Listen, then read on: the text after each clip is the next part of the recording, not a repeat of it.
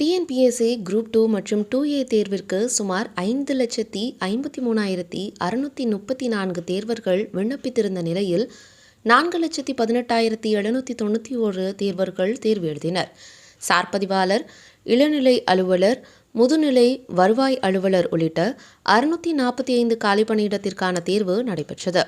Group 2 மற்றும் 2A தேர்விற்கான வினாத்தாள் பகுப்பாய்வு மற்றும் கட் ஆஃப் குறித்து விளக்குகின்றார் தென்காசி மாவட்டம் சுரண்டை சாந்தி ஏஎஸ் அகாடமியின் ஒருங்கிணைப்பாளர் ரமேஷ்.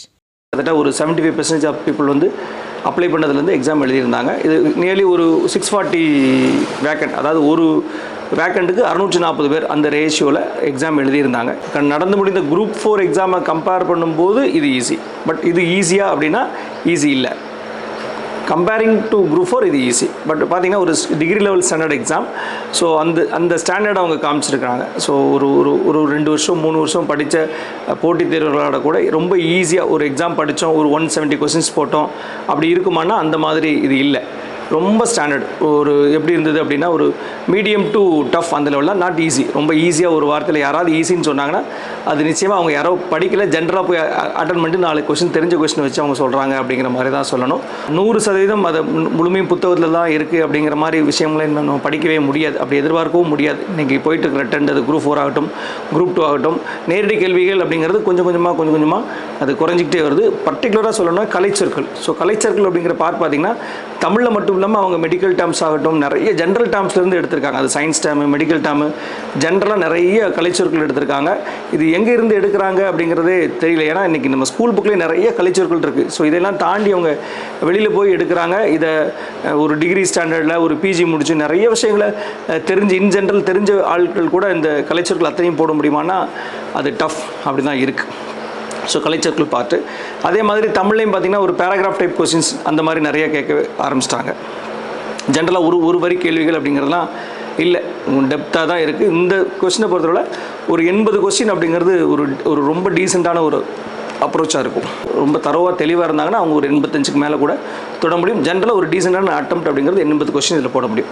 ஜென்ரல் ஸ்டடீஸை பொறுத்தவரை பார்த்திங்கன்னா அவங்க கொடுத்துருந்த ப்ளூ பிரிண்ட் படி கொஸ்டின்ஸ் வந்துட்டு அதில் இப்போ சயின்ஸ் 5னா 5 அப்படிங்கிறது ஒரு 7 கொஸ்டின் அந்த ரேஞ்சில் தான் இருந்தது. ஆக்சுவலாக அதை தாண்டி அவங்க வெளியில் போகல. என்ன ப்ளூ பிரிண்டில் சொன்னாங்களோ அது பாலிட்டியோ எக்கனாமியோ எல்லாமே அவங்க சொன்ன கொஸ்டின்ஸ்லேருந்து வெளியில் போகலை, அந்த number of questions. But range அப்படிங்கிறது பார்த்திங்கன்னா எக்கனாமி அண்ட் பாலிட்டி ஒரு டீசெண்டாக ரொம்ப ஸ்டாண்டர்டாக இருந்துச்சு. மற்ற கேள்விகள் எல்லாமே ரொம்ப கரெக்டாக புத்தகத்திலேருந்து இல்லாமல் பொதுவாக நிறைய ஸ்டாண்டர்ட் ஆதர்ஸ் புக்ஸ்லேருந்து நிறையா போயிருக்காங்க. இந்த ஜென்ரல் ஸ்டடீஸை பொறுத்தவரை ஒரு 40-45 கொஸ்டின் வரைக்கும் தான் அதில் ஈஸியாக டச் பண்ண முடியும். எல்லாமே ஃபேக்ட் ஓரியன்ட். முன்னாடி பார்த்திங்கன்னா இப்போ ஒரு ஜென்ரலாக இப்போ கரண்ட் அஃபேர்ஸ் ரிலேட்டடாக முன்னாடி ஜென்ரலாக பசங்க படிக்கும்போது எப்படி படிப்பாங்க ஸ்டூடெண்ட்ஸ் அப்படின்னா ஒரு ஸ்கீம் அப்படின்னா ஸ்கீமோட ஆரம்ப காலம் யார் எதை நோக்கி அதை ஆரம்பித்தாங்க, யாருக்காக அதை ஆரம்பிக்கப்பட்டது, எந்த தேதியில் அதை ஆரம்பித்தாங்க, ஆரம்பிச்சு வச்சது யார். ஸோ இதுதான் ஜென்ரலாக படிப்பாங்க. இப்போ அந்த ஸ்கீமோட பின்னணி என்ன, எதெல்லாம் இதோட அடிப்படையாக இருக்குது, அந்த ஸ்கீமில் யாரெல்லாம் பயன்பெறுவாங்க அப்படிங்கிற ஒரு லிஸ்ட்டை கொடுத்து அதில் எதெல்லாம் இது தப்பு அப்படிங்கிறதோ அந்த ஒரு எப்படி சொல்கிறது, ஒரு ஸ்கீம் அப்படின்னா ஸ்கீமை பார்த்தீங்கன்னா தரோ நாலேஜ் ஒரு ஜென்ரலாக ஒரு மேம்பாக்காக வாசித்து முடிச்சுன்னா ஒரு கரண்ட் அஃபேர்ஸ் கொஸ்டின் அப்படிங்கிறதுலாம் இல்லை. ஒரு டீட்டெயில்டாக இது எப்படி இருக்குது அப்படின்னா ஒரு குரூப் 2 அப்படிங்கிறது சாதாரண ஒரு குரூப் 2 அல்ல.